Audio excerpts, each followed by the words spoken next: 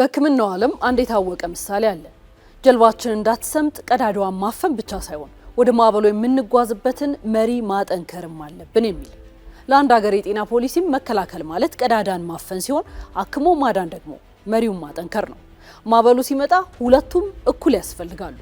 ሀገራችን ኢትዮጵያ ላለፉት 10 ዓመታት የታመመውን ከመፈወስ ይልቅ በሽታን አስቀድሞ የመከላከል ፖሊሲ ስትከተል ቆይታለች። ይህ ሀሳብ በአንድ በኩል ትክክል ቢሆንም በሌላ በኩል ግን የላቀ ሕክምናን የሚሹ ውስብስብ የጤና እክሎችን አክሞ ከማዳን አንጻር በውጭ ጥገኝነት ስር እንድንቆይ ያስገድዶናል። በዚህም ዜጎች ለውስብስብ ሕክምናዎች ወደ ውጭ ሀገራት ለመጓዝ ይገደዳሉ። መድኃኒትና የሕክምና መሳሪያዎችን ከውጭ ለማስገባት በ100 ሚሊዮን ዶላሮች የሚገመት ገንዘብ ይወጣል። ዛሬ ግን ይህ የነበር ትዝታ ለማድረግ ጥረቱ ቀጥሏል።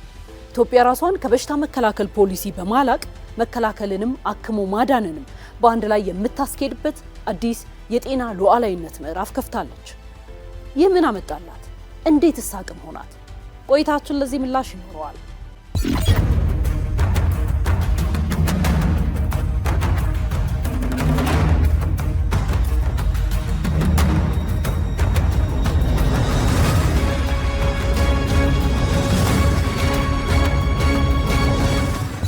ዛሬ ላይ የኢትዮጵያን የሕክምና አገልግሎት ከወቅቱ የህዝብ አወቃቀር ከቴክኖሎጂና ከበሽታዎች ስርጭት ለውጥ ጋር የተስማማ እንዲሆን እየተደረገ ነው።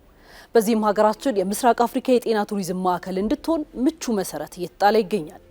ኢትዮጵያ የተከተለችው ስትራቴጂ ውስን ሀብትን በአግባቡ በመጠቀም አብዛኛውን ማህበረሰብ ተደራሽ የሚያደርግ አካሄድ ነው።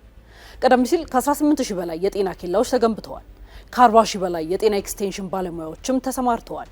ይህ ጉዞ መሰረታዊ የበሽታ መከላከል ተግባራትን በየቤቱ በማዳረስ ትልቅ ስኬት አስመዝግቧል። በተለይ በእናቶችና ህጻናት ጤና እንዲሁም በተላላፊ በሽታዎች ቁጥጥር ላይ አስደናቂ ድል ተገኝቷል።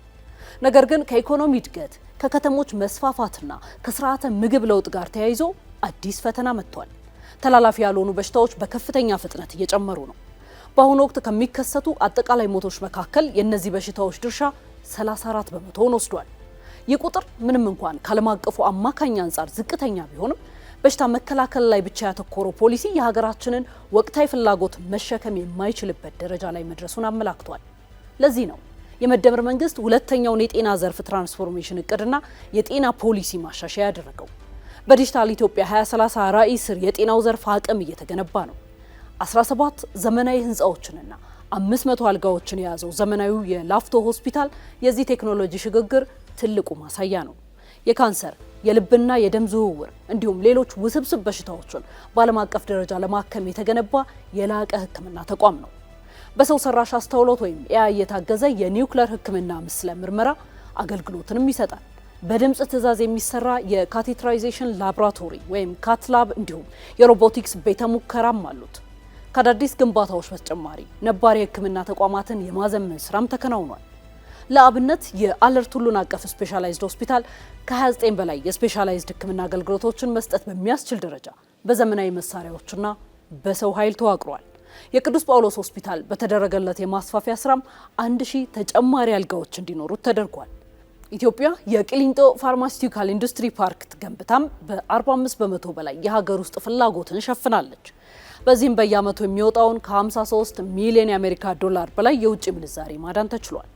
ለልብ፣ ለካንሰር፣ ለኩላሊት ንቅለ ተከላና ለአንገት ቀዶ ሕክምና ወጪዎች ወደ ውጭ ሀገራት መጓዝ ለማስቀረት 11 አዳዲስ ስፔሻላይዝድ ሆስፒታሎች ተገንብተዋል። በአሁኑ ወቅት ከጎረቤት ሀገራት የሚመጡ ህሙማን በአዲስ አበባ ሕክምና በማግኘት ላይ ይገኛሉ። ይህ አገልግሎት ከሌሎች ሀገራት ዋጋ አንጻር እስከ 80 በመቶ ቅናሽ ያለው በመሆኑ ለአፍሪካውያን ተመራጭ መዳረሻም ሆኗል። በገንዘብ እጥረት ምክንያት ዜጎች ሕክምና አጥተው መሞት የለባቸውም በሚል መርህ መንግስት የጤና መድህን ዋስትናም ፈጥሯል። በሌላው ጎን ኢትዮጵያ ባለፉት ዓመታት ያጋጠሟትን በርካታ ሀገር አቀፍና ዓለም አቀፍ ወረርሽኞች በተደራጀ መንገድ መከላከል ችላለች።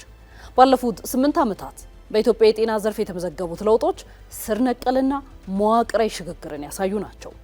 ቀደም ሲል ከነበረው የበሽታ መከላከል ጥገኝነት በመውጣት የበሽታ መከላከልንና የላቀ አክሞ ማዳን አገልግሎትን ያጣመረ አዲስ ሚዛን መፈጠሩ ሀገራችንን ወደ ተሻለ ደረጃ አሸጋግሯታል።